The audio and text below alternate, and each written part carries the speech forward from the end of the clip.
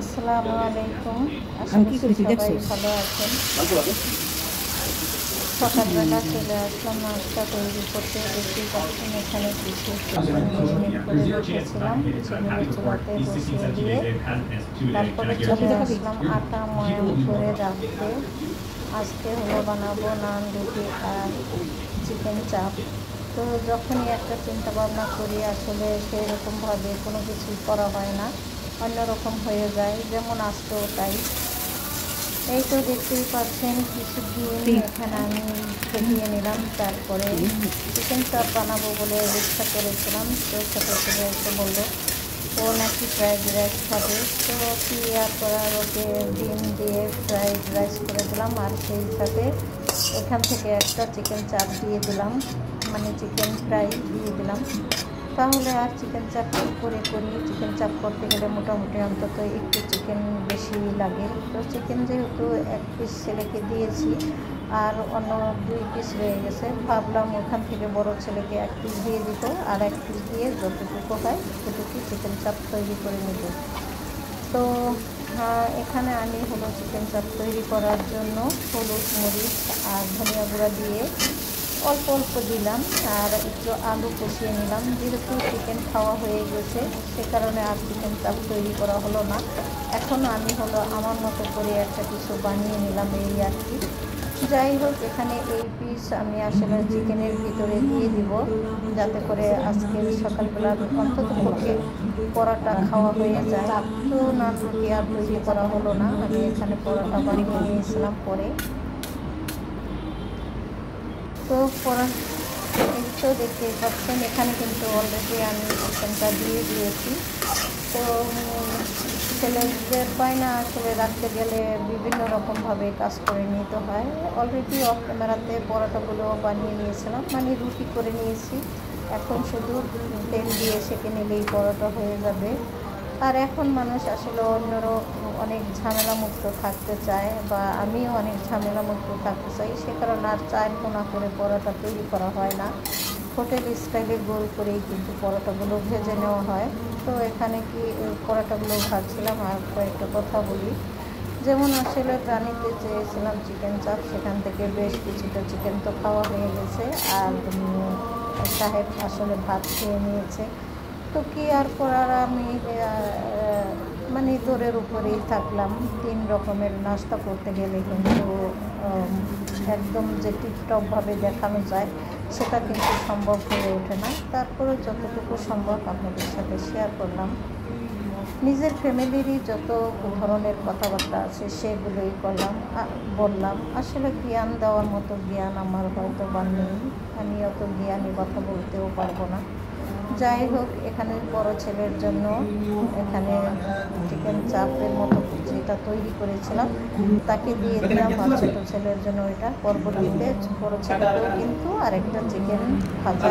যাই হোক, আমি কিন্তু এখানে নাস্তার টেবিলে দিয়ে দিলাম।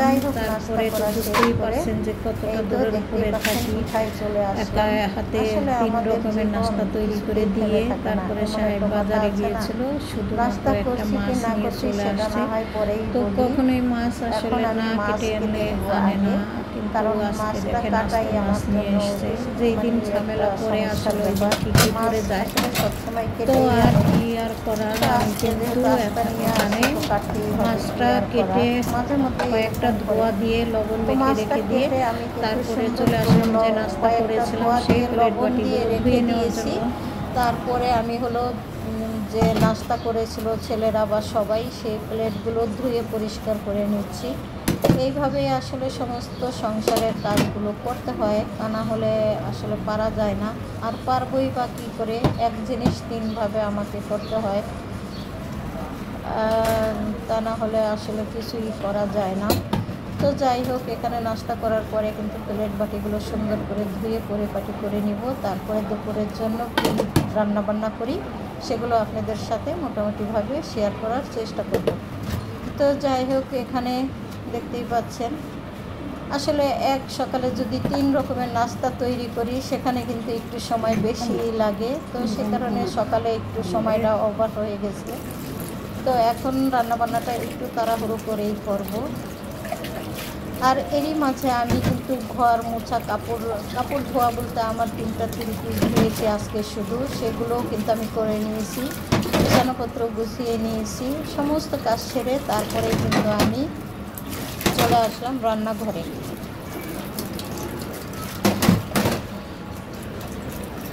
তো একদিনে কিন্তু 1 থেকে 3 বার অন্তত পক্ষে প্লেট বাটি ধুয়ে নিতে হয়। আর এই কাজটা ভিডিওতে না দেখাইলে আমার মনে হয় না যে ভিডিও সম্পূর্ণ হয়। তো সে কারণে যে কোনো একবেলার ধোয়াধাই কাজটা আমি আপনাদের সাথে শেয়ার করার চেষ্টা করি। এই তো পানি ঝরার জন্য এখানে উপর ধরে রেখেছিলাম, এখন প্লেটগুলো একটু সরিয়ে নেব, তা না হলে হাতের কাছে কাজ করতে একটু অসুবিধা হয়ে যায়।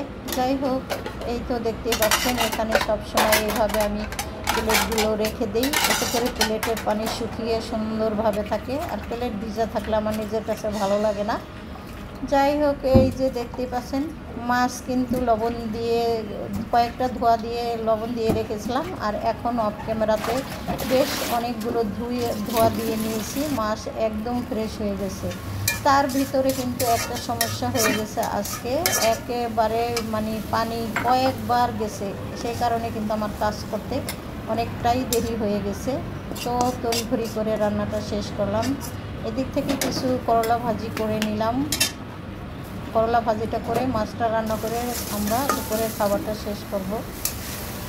তো করলা ভাজিটা মোটামুটিভাবে রান্না শেষ করে আমি কিন্তু মাছ ইচ্ছে করছিলাম যে ভেজে ভুনা করে নিব, তারপরে ভাবলাম যে না, ডাঁটা এবং আলু দিয়ে হালকা একটু ঝোল করে নিই, এতে করে হয়তো দুপুরের খাবারটা সুন্দরভাবে খাওয়া যাবে। আর এই গরমের সময়ে কিন্তু একটু ঝোল জাতীয় রান্নাবান্নাই ভালো লাগে বা খেলে ভালো হয়, এতে করে শরীরের জন্যও ভালো এবং রান্না করতেও সুবিধা হয়। আগুনের কাছে দাঁড়িয়ে অত বেশিক্ষণ রান্না করতেও ইচ্ছা করে না। পাশাপাশি আমি কিন্তু অন্য চুলাতে ভাত বসিয়ে দিয়েছিলাম। তো চাউলগুলো এত সুন্দর যে ভাত ফুটে ওঠার সাথে সাথেই কিন্তু হয়ে যায়। তো ভাতটাও কিন্তু মোটামুটিভাবে আমার হয়ে গেছে, এখন গড় দিয়ে নিব। আর এই তো দেখতেই পাচ্ছেন ডাঁটা এবং আলু আমি কিন্তু আগেই একটু হালকা সিদ্ধ করে রেখে দিয়েছিলাম, এখন আর রান্না করতে অত বেশি একটা সময় লাগবে না। আর ডাঁটা কিন্তু হালকা একটু ভাপিয়ে রান্না করলেই ভালো হয়। ডাঁটার যে একটা ঘাস থাকে সেই জিনিসটা কিন্তু আর খাওয়ার সময় লাগে না। আপনারা সবসময় ইচ্ছা করলে হালকা একটু ভাপিয়ে নিতে পারেন, আর না নিলেও সমস্যা নেই, এটা আপনাদের ইচ্ছা বা অভিরুচি। যাই হোক, রান্নাবান্না শেষ, এখন আমরা দুপুরের খাবারটা খেয়ে নেব সবাই বসে একসাথে। তো আমরা 3 জনেই খাবো, বড় ছেলে চলে গেছে আরও আগেই, তাকে আর দুপুরবেলা একসাথে পেলাম না। যাই হোক, 3 মা ছেলে বসে একসাথে খাবারটা খেয়ে নিলাম। এই তো দেখতেই পাচ্ছেন টেবিলে নিয়ে এসেছি। তো সবার কাছ থেকে আমি বিদায় নিয়ে নিলাম। আসসালামু আলাইকুম।